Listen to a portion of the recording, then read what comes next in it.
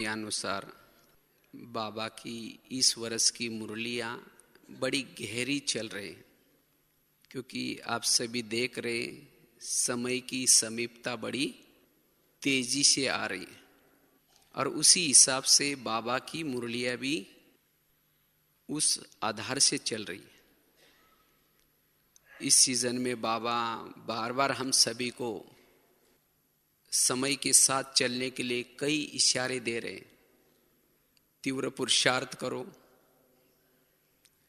इसके लिए संकल्प का खजाना व्यर्थ नहीं गवाओ, देही अभिमानी स्थिति की नेचुरल नेचर बनाओ, सदा निराकारी स्थिति में रहो, एकाग्रता का अभ्यास करो, सदा चेहरा खिले हुए फूल की तरह रहे, चेहरे और चलन से सेवा करते रहे। इस तरह से इस सीजन की बहुत ही गहरी इशारे हैं। ये तो हमारा लक्ष्य है, लेकिन इस लक्ष्य में पहुंचने के लिए कई बाधाएं आते हैं। उसमें से ये पर चिंतन, पर दर्शन और पर मत, ये बाधाएं तो सबसे बड़ी बाधा है। जो इस वर्ष के जो हमारे लक्ष्य है या बाबा की हमारे लिए जो आशा है, उस आशाओं से या उस पथ से हमें विचलित करने वाली बातें हैं। वो है परचिंतन, परदर्शन और परमत। क्योंकि अगर परचिंतन करेंगे, परदर्शन करेंगे या परमत पर चलेंगे, ना तो हम एकाग्र रह सकेंगे, ना तो हमारे अंदर संतुष्टता रह सकती है, ना तो हमारा चेहरा खिला हुआ रहेगा, और ना तो हम क्रोध से मुक्त हो सकेंगे, ना चलन और चेहरे से सेवा कर सकेंगे। क्योंकि ये बात हमारे लक्ष्य से विचलित करने वाली बात है। इसीलिए आज हमें इसी के ऊपर थोड़ी सी चर्चा करेंगे। ये परचिंतन, परदर्शन और परमत हमारी साधना पथ में कितना घाटे वाला है। और इसके लिए खास बाबा की 15 तारीख की आप सबको याद होगी, 4 निश्चय बाबा ने बताए थे।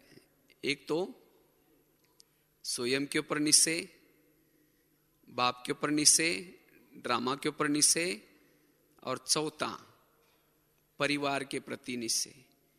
और बाबा ने उस मुरली में इशारे दिया था कि इस बात में थोड़ी बच्चों की कमी है, और यही हमारी पुरुषार्थ में हलचल पैदा करते हैं। जिस हम सोमान में रहना चाहते हैं, जो अभ्यास करना चाहते हैं, जैसे बनना चाहते हैं,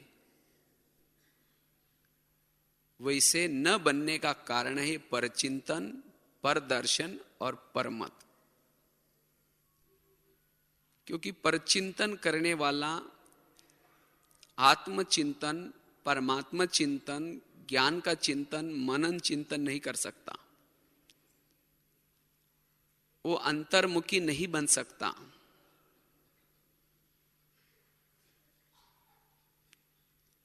वो सारा दिन, जैसे आजकल अखबार निकलते हैं तो अखबारों के रिपोर्टर होते हैं, और वो कुछ ना कुछ खोजते रहते हैं, कहाँ क्या हुआ, और सब इकट्ठा करके उसको क्या करते हैं, प्रिंट कर लेते हैं और सभी तक पहुंचा लेते हैं। इसी तरह परचिंतन करने वाला भी एक रिपोर्टर बन जाता है। रिपोर्टिंग कैसी की जाती? 4-5 बातें, क्या हुआ, क्यों हुआ, कैसे हुआ, कहाँ हुआ, उसमें कौन कौन थे। तो इसी को कहा जाता है न्यूज। अगर पॉजिटिव न्यूज है तो समाज का फायदा है, अगर निगेटिव न्यूज है तो समाज का घाटा है। इसी तरह अगर हमारे पास भी निगेटिव मटेरियल है, उसे स्वयं का भी घाटा है, औरों का भी घाटा है। स्वयं का समय भी गया, संकल्प भी गया, और दूसरे का भी समय और संकल्प गया। तो ऐसी आत्मा फिर पुरुषार्थ हीन बन जाते हैं, अनुभव नहीं होता। और फिर जब दलदल में, जंगल में फंस जाते हैं, पर चिंतन, पर दर्शन और पर मत के, ये दलदल है, जंगल है,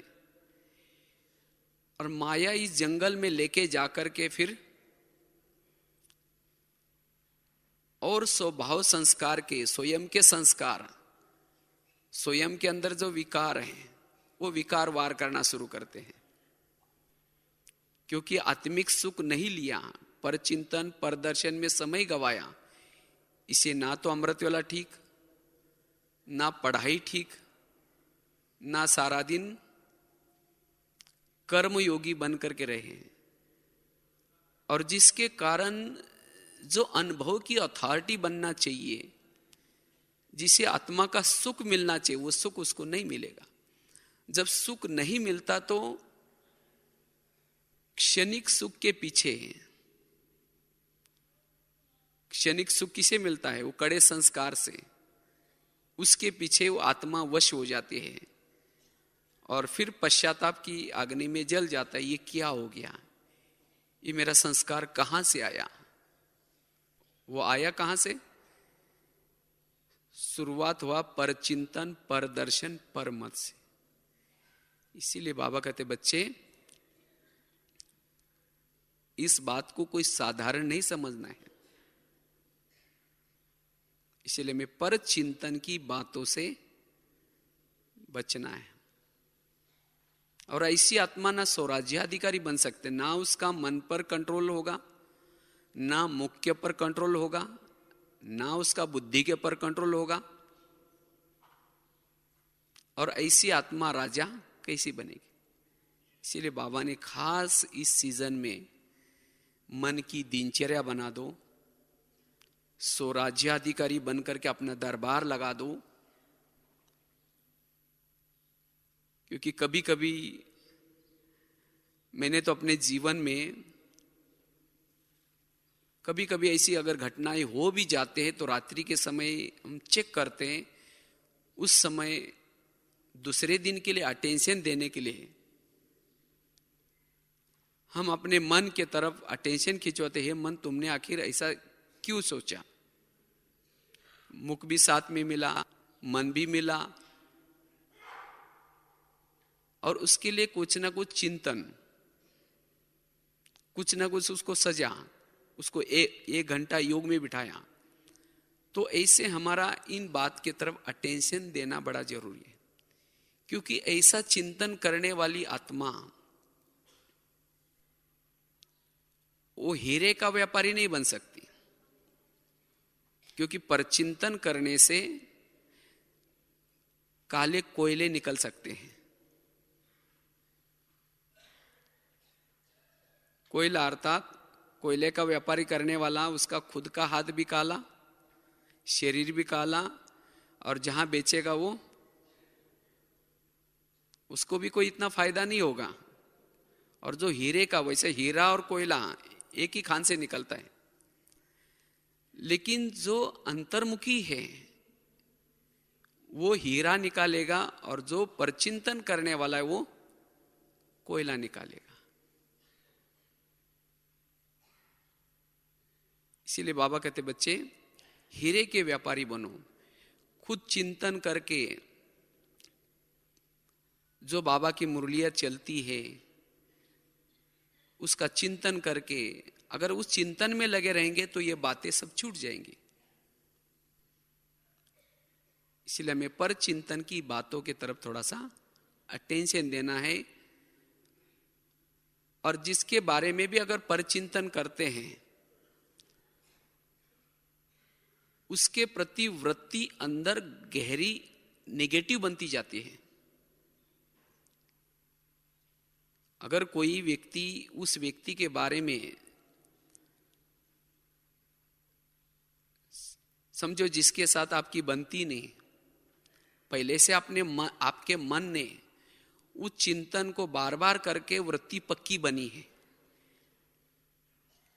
अगर कोई दूसरा भी आकर के उस व्यक्ति के बारे में कुछ बातें सुनाता है तो आप पक्का ही मोहर लगाते, हाँ यह सचमुच कभी नहीं सुधरेगा, तुमने भी पक्का पहचान लिया, माना पक्का ही ठप्पा लगाए कि कभी नहीं बदलेगा। फिर ऐसी आत्मा के प्रति हमारी वृत्ति नेगेटिव बन जाती है, व्यवहार नेगेटिव बन जाता है। फिर उसके साथ नफरत की भावना, घृणा की भावना, द्वेष की भावना, और ऐसी आत्मा को ना दिल से सम्मान निकलेगा,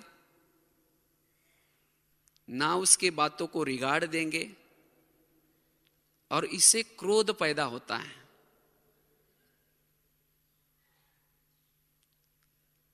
इसीलिए बाबा ने कहा कि परिवार में जहां साथ में रहते हैं, साथ में रहने वालों की जो सारा दिन की खिटपिट चलती है, ये खिटपिट हमें योग में एकाग्र होने नहीं देती।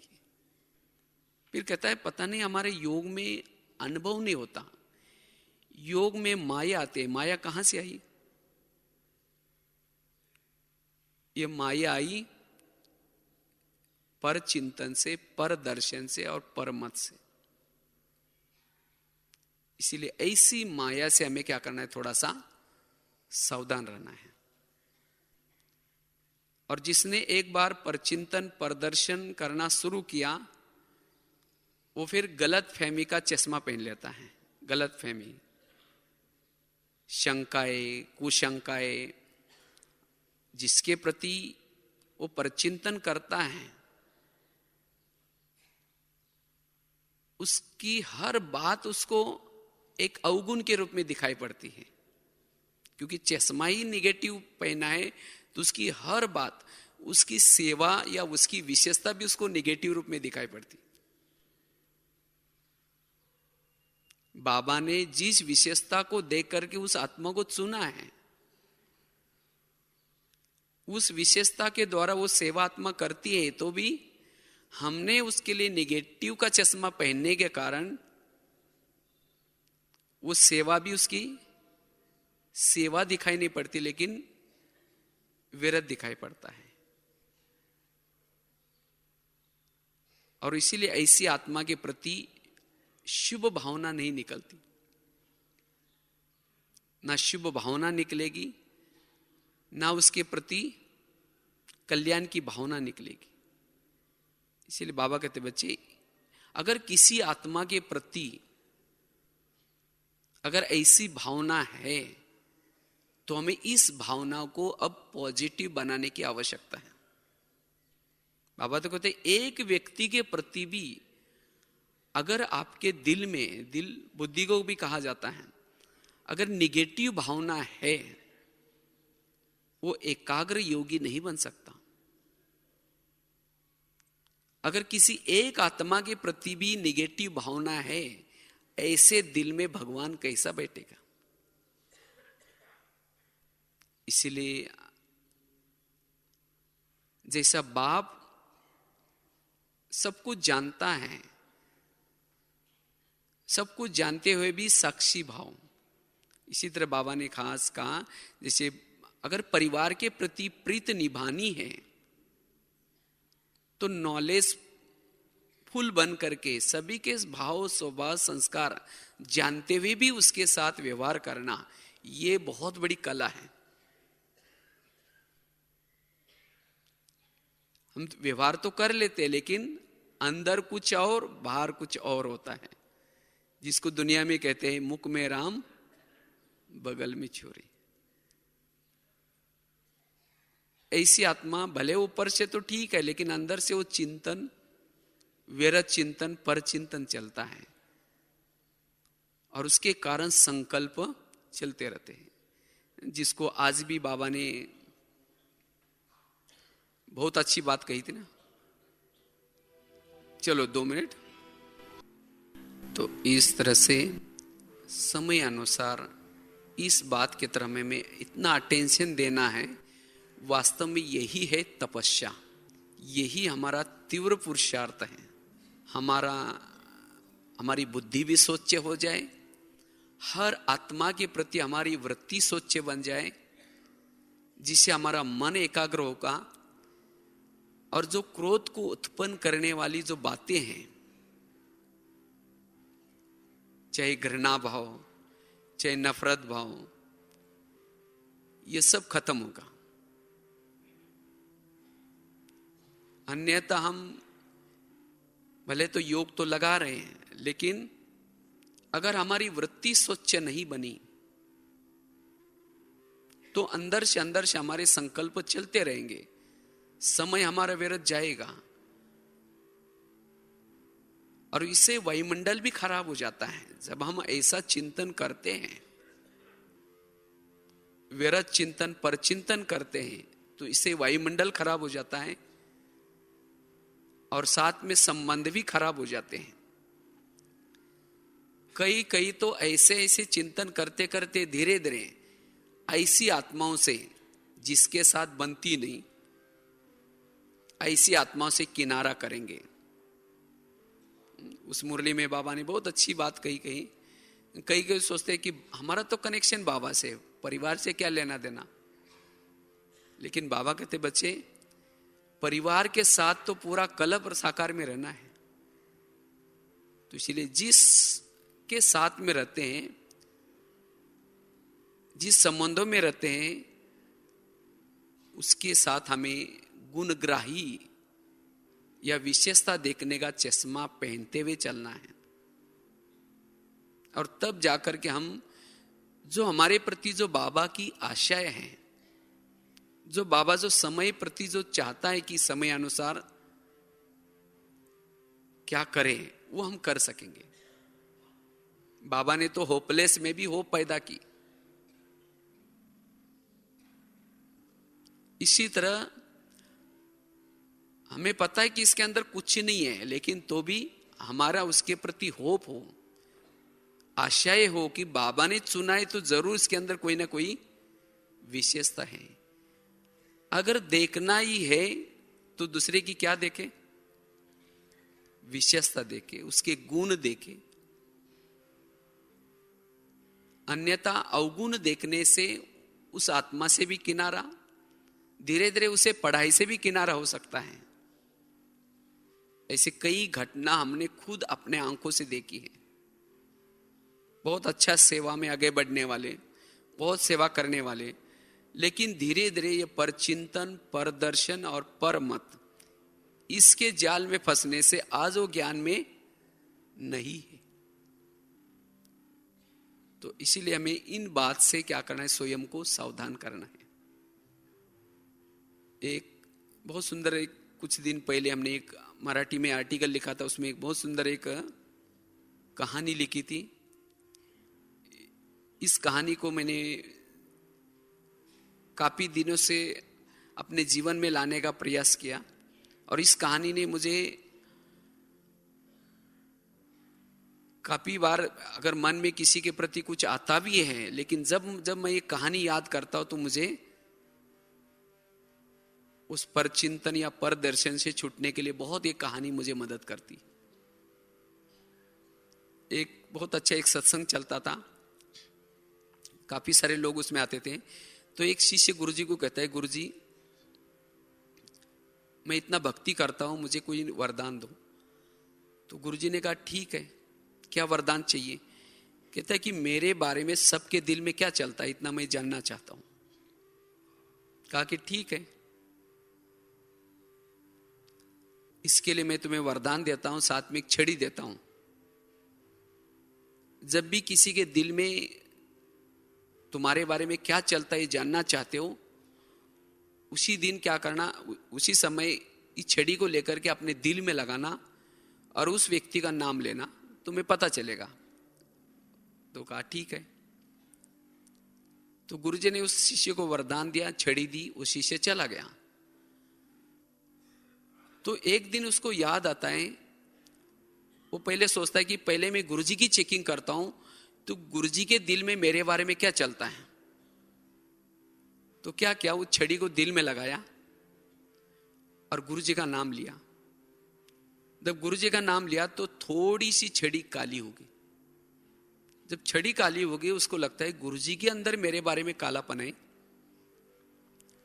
तो इनको गुरुजी बना करके क्या फायदा। फिर सत्संग में आना बंद हो गया।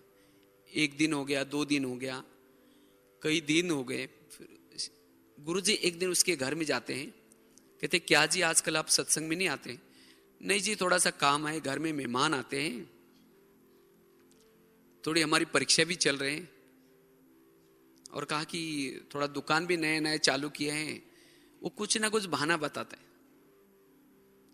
गुरुजी ने कहा कि पहले आप 6 साल से आते थे, चाहे आंधी आए, चाहे तूफान आए, चाहे कुछ भी हो जाए, आप हमेशा आते थे, अभी क्या हुआ। नहीं, कहा कि थोड़ा सा, नहीं जरूर कुछ बात है। कहा कि आपके अंदर मेरे बारे में कालापन है। शिष्य ने कहा इसका कारण मैं नहीं आता हूं। तो गुरुजी ने कहा ठीक है, मेरे अंदर तुम्हारे बारे में कालापन है, लेकिन तुमने चेक किया कि तुम्हारे अंदर कितना कालापन है। उसने कहा नहीं चेक किया, चेक करो। उस शिष्य ने छड़ी को दिल में लगा करके अपना नाम लिया, तो अपनी पूरी छड़ी काली हो गई। गुरुजी के तो थोड़ी सी काली थी, लेकिन उसकी पूरी काली। तो अपनी छड़ी पूरी काली देकर के उसको शर्म आई, सिर नीचे झुकाया। उस समय गुरुजी ने कहा कि कोई बात नहीं, मेरी भी छड़ी पूरी काली थी, लेकिन मैंने तपस्या करते करते करते इतनी बची है, वो तो मैं कर ही रहा हूं तपस्या, वो तो निकल जाएगी। लेकिन अगर तुम मेरे को देख करके आश्रम में आना बंद करोगे तो क्या हो जाएगा, तुम्हारी जो सफेद बनने जा रहे वो भी क्या हो जाएगी, काली बन जाएगी। तब वो शिष्य को लगा कि गुरुजी आज आपने कितनी बड़ी बात कही, मैं कितना बुरा काम करने जा रहा था। कहा कि कोई बात नहीं, आज से कभी भी किसी की बुराई मत देखना। और फिर उससे वो शिष्य आना शुरू करता है। इसी तरह कहीं हमारा भी ऐसा ना हो जाए। आज कई भाई बहने ये कहते कि हम जब पहले ज्ञान में आए थे तो हमारी अवस्था बड़ी अच्छी थी, हमारा योग बहुत अच्छा लगता था, लेकिन अब पता नहीं क्या हो गया है। क्या हो गया? जब ज्ञान में आने से पहले उस टीचर बहनों के प्रति, उस सेंटर के प्रति, मधुबन के प्रति भावनाएं बड़ी ऊंची थी। हमें और कोई भी नॉलेज नहीं था, बस इतना ही, बस ये महान है, ये देवी देवता बनने वाले हैं। लेकिन जब हम यहां आए, धीरे धीरे औरों को देखना शुरू किया, वो क्या करता है, वो ऐसा करता है, ये ऐसी करती है। जब ये देखना शुरू किया, चिंतन शुरू किया, भावना बदल गई। जब भावना बदल गई तो योग भी लगना कम हो गया। इसीलिए कोई भी हालत में हमारी भावना निगेटिव न बन जाए, यह हमें ध्यान रखना है। क्योंकि भावना और योग इसका बहुत गहरा कनेक्शन है। जितनी हमारी भावनाएं हर आत्मा के प्रति ऊंची है, उतना हमारा योग भी ऊंचा है। भगवान से प्यार करने से पहले भगवान ने रची हुई दुनिया की हर आत्मा मुझे प्रिय चाहिए। बाबा ने क्यों कहा? ये चारों के तरफ निश्चय चाहिए, चारों बातों में निश्चय चाहिए। अगर परिवार के प्रति निश्चय नहीं है, इसका मतलब वो तीनों में भी हमारा निश्चय की कमी होगी। ड्रामा में निश्चय नहीं है, या बाबा में निश्चय नहीं है, क्योंकि बाबा ने उसको चुना हुआ है। जब बाबा पसंद कर रहे तो हम, इसलिए बाबा कहते बच्चे, उस आत्मा की जो स्वभाव या संस्कार, उसके नॉलेजफुल बनो, उसका पार्ट ही ऐसा होगा तो जैसा पार्ट है वैसा वो जब बजाएगा। अब किसी का दासी का पार्ट है और हम अपेक्षा रखते कि ये राजा जैसे मेरे साथ व्यवहार करे, कैसे करेगा बेचारा? उसकी संस्कार दासी की तरह है, तो हम बड़ी अपेक्षा क्यों रखें? इसलिए बाबा कहते बच्चे साक्षी बनो और इस पर चिंतन, पर दर्शन, पर मत की जाल से मुक्त रहो। तब जाकर के हम आत्मचिंतन, परमात्मा चिंतन करके संगम की घड़िया को सफल कर सकेंगे। अन्यथा हम अनुभव की अथॉरिटी नहीं बन पाएंगे।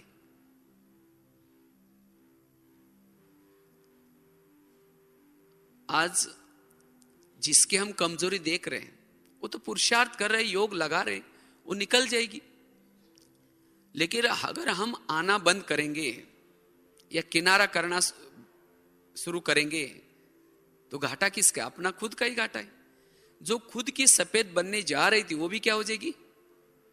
काली बन जाएगी। और ऐसी आत्मा के द्वारा कुछ शिक्षा, सावधानी मिलते तो भी हम नहीं ले पाएंगे।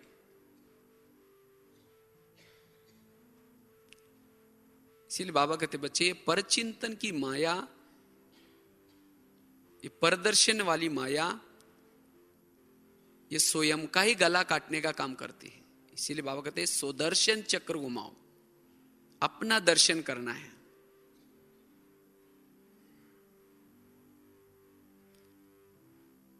पर चिंतन करते करते कहीं ऐसा ना हो जाए हमारा पुण्य ही कुछ ना,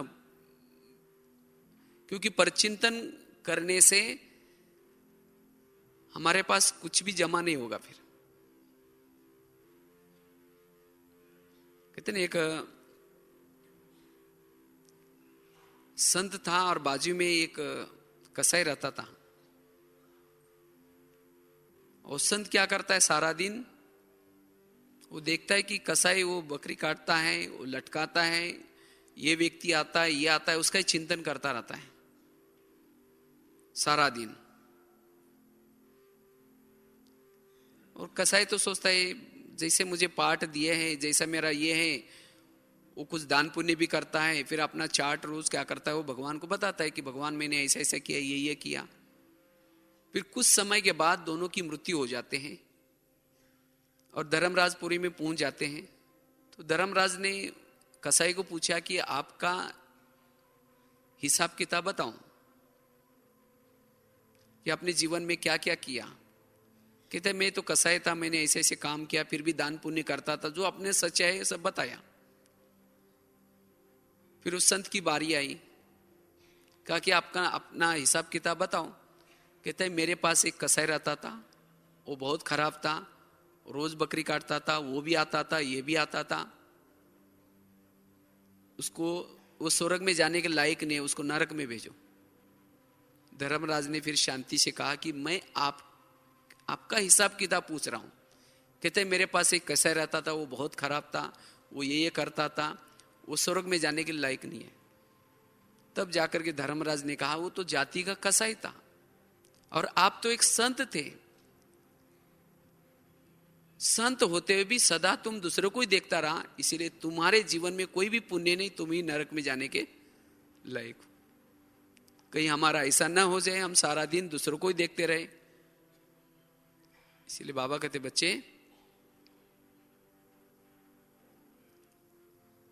हम इस पर चिंतन के तरफ क्या करना है, थोड़ा सा अटेंशन देना है। सारा दिन चेक करना है कि मेरा मन क्या क्या सोचता रहता है।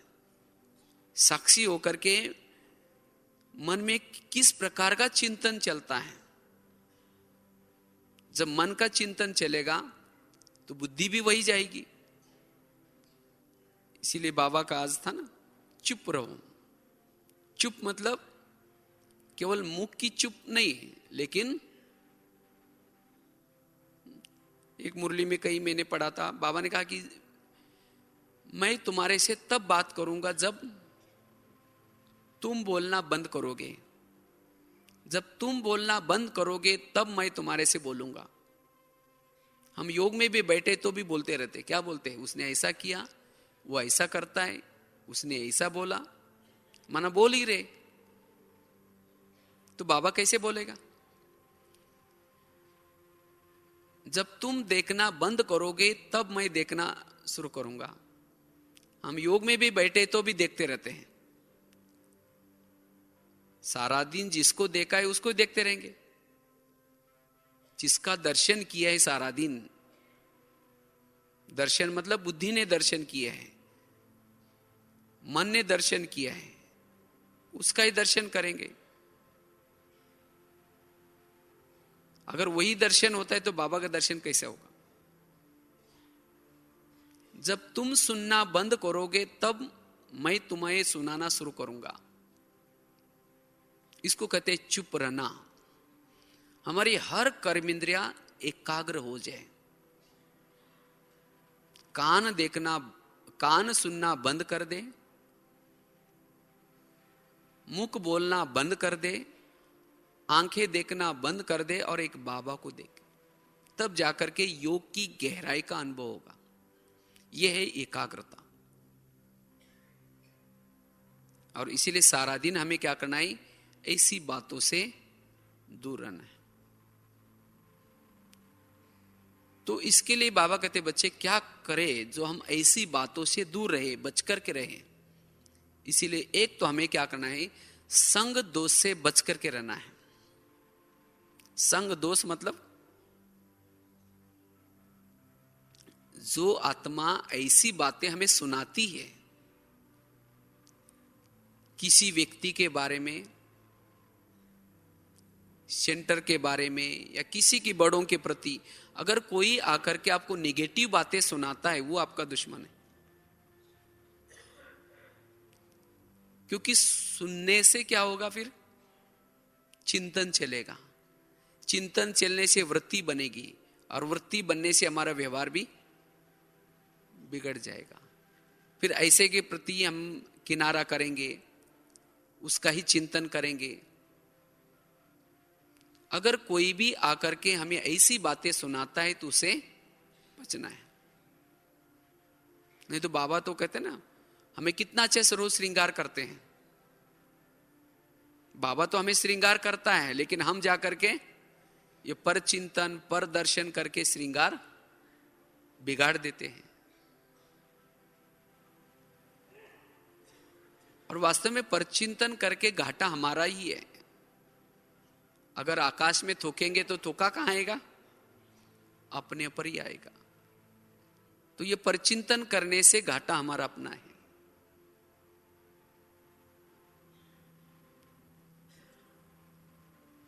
तो इसीलिए बाबा कहते हैं ऐसी बातें सुनाने वालों से हमें क्या करना है? थोड़ा सा है। जैसे आपने अगर समझो सवेरे सवेरे अच्छी तरह नहाए धोए, अच्छे कपड़े पहने और जा रहे, रास्ते में किसी ने कीचड़ आपके ऊपर डाल दिया, उसी दिन तो चुप बैठेंगे, कोई बात नहीं। फिर जब दूसरे दिन उसी रास्ते में जा रहे हैं और वही व्यक्ति सामने खड़ा है तो क्या करेंगे? पता ही थी कि ये रोज कीचड़ डालता है, तो ऐसी आत्मा से किनारा करेंगे ना, या जानबूझ करके उसके बाद जाएंगे डाल दो कीचड़। तो इसी तरह पता है कि मैं मुरली सुनता हूं, अच्छा चिंतन करता हूं, अमृत वेला भी करता हूं, लेकिन जब कर्मक्षेत्र पर जाता हूं कोई आकर के मेरे को किसी के बारे में उल्टी सुल्टी बातें सुनाता है और मेरे चिंतन की धारा को बदल देता है, सो चिंतन के बजाय परचिंतन की धारा बनाता है, तो ऐसी आत्मा के हमें क्या करना पड़ेगा? सावधान रहना है। किनारा नहीं करना है, लेकिन ऐसे बातों में इंटरेस्ट नहीं लेना है। अच्छा, वो क्यों सुनाता है? हम सुनने में क्या करते हैं? इंटरेस्ट देते हैं। पूछेंगे और क्या हुआ, फिर और क्या हुआ।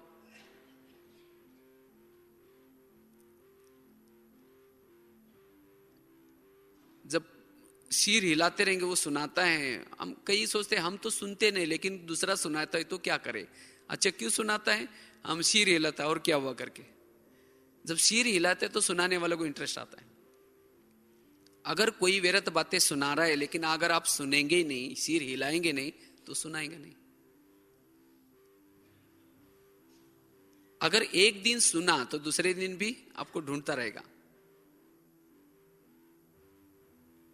हम तो करते, वो तो किनारा करना तो छोड़ो, लेकिन क्या करेंगे और नजदीक सरकेंगे, कहेंगे और क्या हुआ, और उठ के जा भी रहे, कहेंगे चाय पानी पी के जाओ ना, बताओ ना और क्या हुआ। मना ऐसी आत्मा को चाय पानी पिला रहे हैं और रोज फिर दोस्ती बन गई, और फिर रोज आकर के ऐसी बातें, और ऐसी बातें सुनने से उस व्यक्ति के प्रति, फिर जिसके प्रति आप चर्चा कर रहे हैं उस व्यक्ति के प्रति आपका ऐसा ये भावनाएं बदल गई, बन गई, भाव बदल गया। हमने तो अपने जीवन में विशेष तो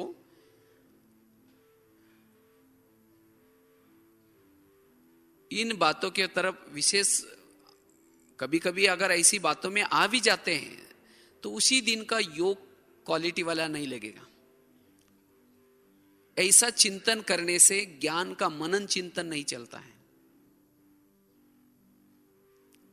ज्ञान के जो अच्छे अच्छे रतन निकलने के बजाय क्या निकलेगा, कोयला ही निकलेगा उसमें फिर, और कोयला क्या करेगा, धुआं देगा। जैसे आजकल क्या करते हैं, गवर्नमेंट के कोई फैक्ट्री में धुआं निकलता है तो उसको क्या करते हैं, पॉल्यूशन हो जाता है, इसीलिए उस फैक्ट्री को लॉक करते हैं।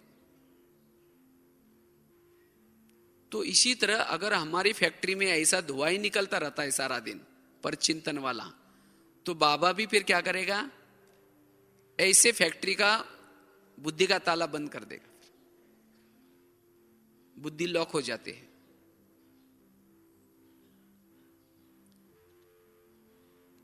इसलिए बाबा कहते बच्चे धुआं निकलने के बजाय क्या करो, अच्छा खुशबू फैलाओ। आप अच्छा चिंतन कर रहे हैं, योग का चिंतन कर रहे हैं, ज्ञान का चिंतन कर रहे हैं, ये खुशबू फैल रहे हैं। लेकिन अगर परचिंतन चल रहे हैं तो ये धुआं फैल रहे हैं। तो इसलिए ऐसे हमें क्या करना है, संग दोष से बचना है। अगर किसी ने सुनाए भी तो वो बातें आपके बुद्धि में न लगे। जिस समय वो व्यक्ति सामने आएगा, अगर उसके प्रति आपका व्यवहार निगेटिव बन रहा है, भावनाएं निगेटिव बन रही, तो ये बातें आपकी बुद्धि में चली गई, आपकी ऐसी वृत्ति बन गई।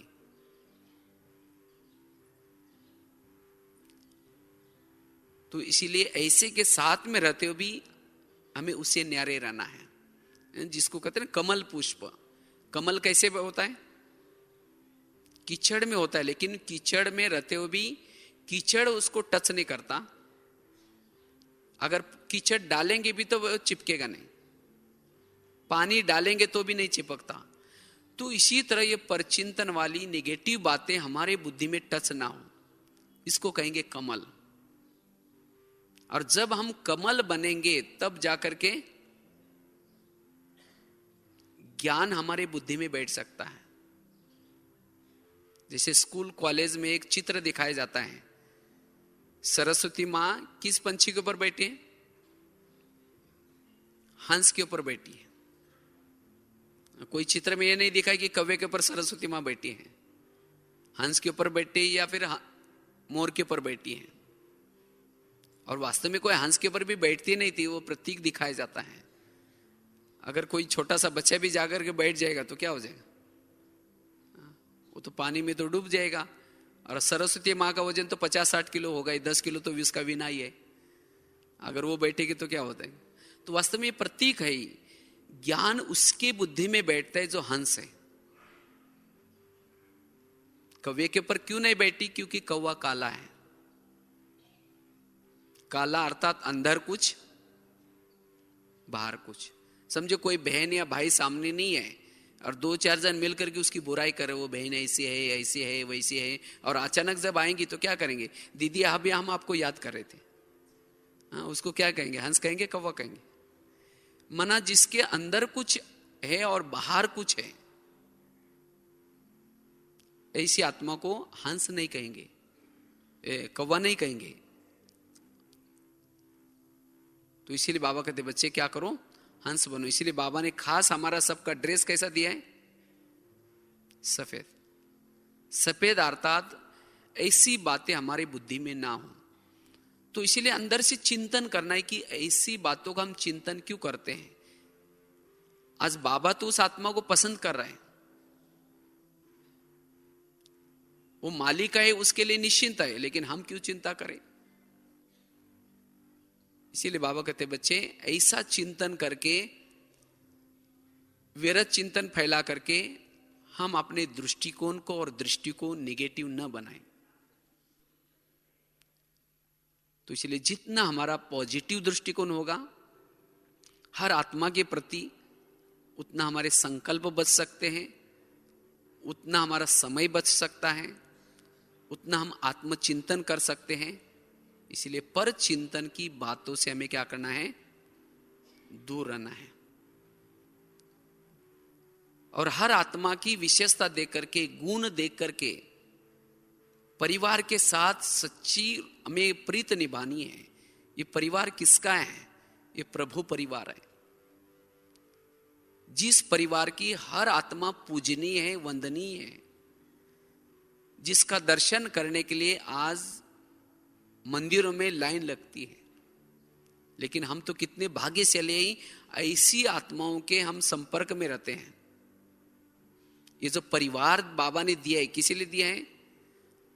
हमारी अपनी उन्नति के लिए दिया है। लेकिन जब हमारी भावना बदल जाते हैं, भावना नेगेटिव बन जाते हैं, तब ये परिवार ही कभी कभी सिर दर्द लगना शुरू हो जाता है। इसीलिए बाबा कहते बच्चे, जिसके प्रति आपकी बनती नहीं या जिसके प्रति आपकी वृत्ति जो निगेटिव बनी है, उस वृत्ति को पॉजिटिव बनाने का पुरुषार्थ करो। और ऐसे परिवार के साथ फिर से आपको मिलना ही है। कभी कभी क्या होता है, जिस बहनों ने हमको पढ़ाया, जिन्होंने कोर्स कराया, जिन्होंने ये कुछ किया, कुछ समय के बाद हमारे अंदर कुछ विशेषता आते हैं, कुछ गुण आ जाते हैं। और उसके बाद जिन्होंने हमें कोर्स कराया, जिन्होंने हमें सहारा दिया, जिन्होंने हमें, जो हमारे लिए हमारे से भी बड़े हैं, कभी कभी हम क्या करते हैं, उन्हीं का परचिंतन करना शुरू करते हैं, उन्हीं की बुराई करना शुरू करते हैं। बाबा कहते हैं, जैसे तुम बच्चों ने मेरी ग्लानि करते करते तुम मेरे से दूर हो गए, इसी तरह जिसके प्रति आप ग्लानि करेंगे उन आत्माओं से भी आप दूर चले जाएंगे। इसलिए हमें किसी के प्रति ऐसी ग्लानि नहीं करनी है।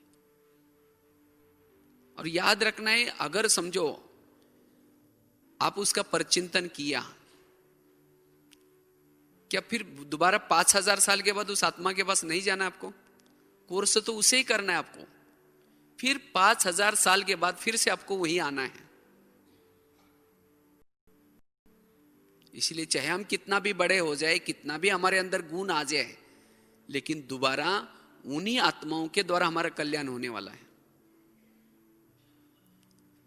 इसलिए ऐसी आत्मा का परचिंतन करने के बजाय उन आत्माओं के अंदर जो सफेद छड़ी कितनी है, उन्होंने मेरे से भी कितना ज्यादा सेवा की है, कितना सालों से वो ज्ञान में चल रहे हैं, उनके सफेद छड़ी कितने वो देखे, ना कि उसके अंदर जो थोड़ा सा काला सा दाग है, कोई बुराई है, उसको देख करके उसे किनारा करे, उसका चिंतन करे, परचिंतन करे।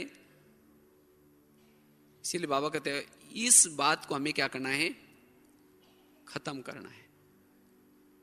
और तब जाकर के हम परिवार के साथ मिल सकते हैं। और जब परिवार में हम हल्के हैं,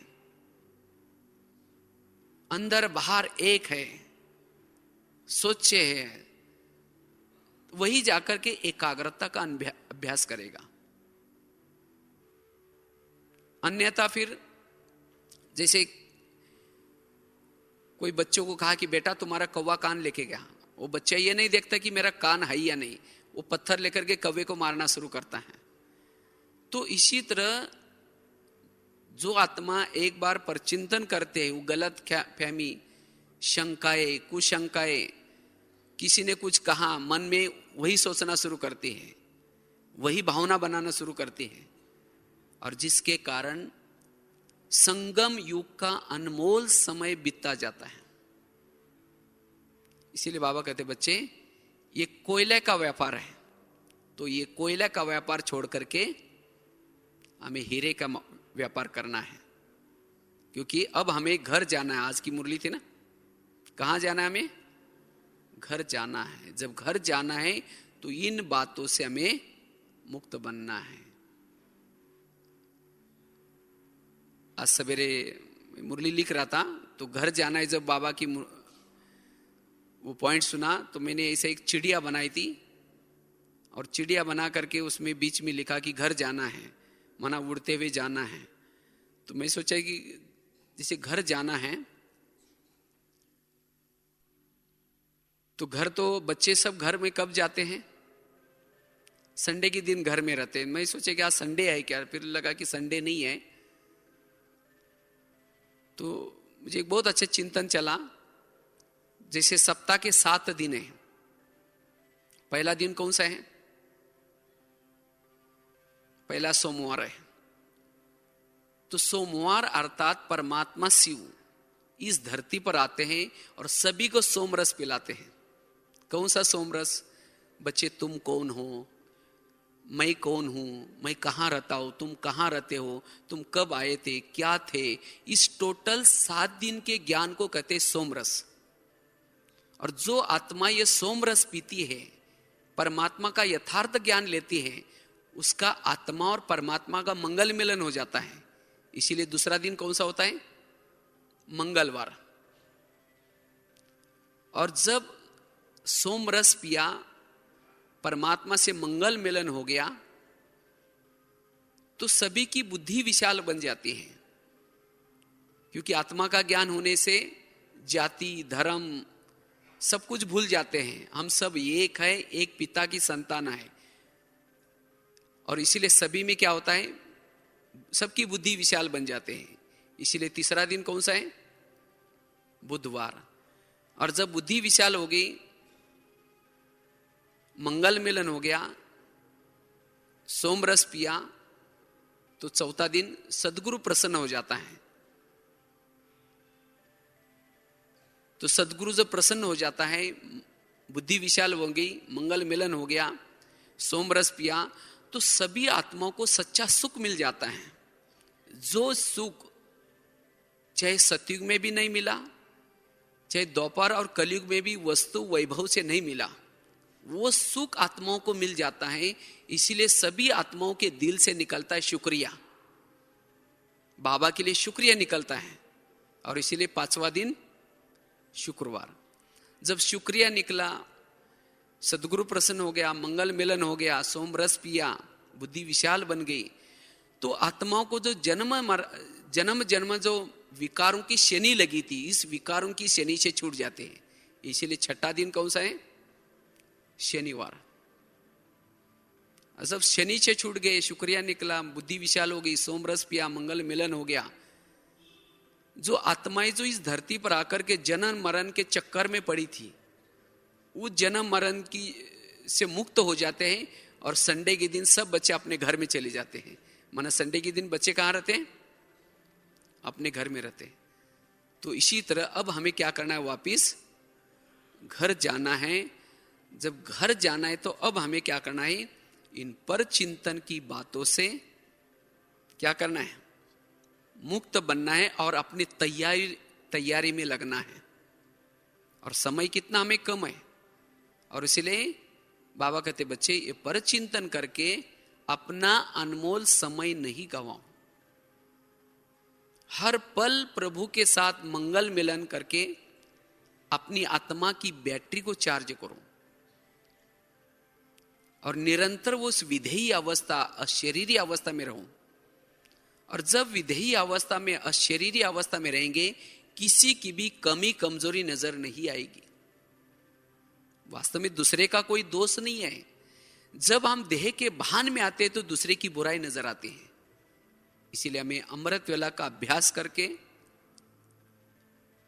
मुरली के पहले योग का अभ्यास करके, मनन चिंतन करके अशरीरी अवस्था में रहना है। और जब अशरीरी स्थिति में रहेंगे तो किसी की भी कमी कमजोरी नजर नहीं आएगी। तो इसीलिए इस वर्ष में हमें यही पुरुषार्थ करना है किसी भी आत्मा का कोई भी कमजोरी है, वो कमजोरी को नहीं देखना है, ना उसका चिंतन करना है, ना वर्णन करना है, ना मनन करना है। तब जो बाबा की हमारे लिए जो आशय है, उस आशय को हम पूर्ण कर सकते हैं। अन्यथा जो हम पुरुषार्थ का लक्ष्य लेते हैं, उस लक्ष्य तक नहीं पहुंचेंगे। तो यही हमारा तीव्र पुरुषार्थ है। इसलिए जिसके प्रति हमारी वृत्ति खराब है, इसको हमें वृत्ति को शुभ बनानी है, शुद्ध बनानी है और शुभ भावना वाली बनानी है, और तब हम तीव्र पुरुषार्थी बन सकते हैं। ओम शांति। अनुसार बाबा की इस वर्ष की मुरलियां बड़ी गहरी चल रही हैं, क्योंकि आप सभी देख रहे समय की समीपता बड़ी तेजी से आ रही है, और उसी हिसाब से बाबा की मुरलियां भी उस आधार से चल रही है। इस सीजन में बाबा बार बार हम सभी को समय के साथ चलने के लिए कई इशारे दे रहे हैं। तीव्र पुरुषार्थ करो, इसके लिए संकल्प का खजाना व्यर्थ नहीं गवाओ, देही अभिमानी स्थिति की नेचुरल नेचर बनाओ, सदा निराकारी स्थिति में रहो, एकाग्रता का अभ्यास करो, सदा चेहरा खिले हुए फूल की तरह रहे, चेहरे और चलन से सेवा करते रहे। इस तरह से इस सीजन की बहुत ही गहरी इशारे हैं। ये तो हमारा लक्ष्य है, लेकिन इस लक्ष्य में पहुंचने के लिए कई बाधाएं आते हैं। उसमें से ये पर चिंतन, पर दर्शन और पर मत, ये बाधाएं तो सबसे बड़ी बाधा है। जो इस वर्ष के जो हमारे लक्ष्य हैं, या बाबा की हमारे लिए जो आशा है, उस आशाओं से या उस पथ से हमें विचलित करने वाली बातें हैं। वो है परचिंतन, परदर्शन और परमत। क्योंकि अगर परचिंतन करेंगे, परदर्शन करेंगे या परमत पर चलेंगे, ना तो हम एकाग्र रह सकेंगे, ना तो हमारे अंदर संतुष्टता रह सकती है, ना तो हमारा चेहरा खिला हुआ रहेगा,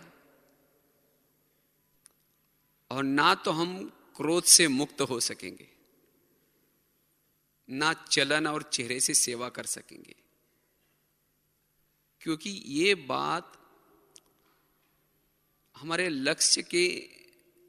लक्ष्य से विचलित करने वाली बात है। इसीलिए आज हमें इसी के ऊपर थोड़ी सी चर्चा करेंगे। ये परचिंतन, परदर्शन और परमत हमारी साधना पथ में कितना घाटे वाला है, और इसके लिए खास बाबा की 15 तारीख की आप सबको याद होगी, 4 निश्चय बाबा ने बताए थे।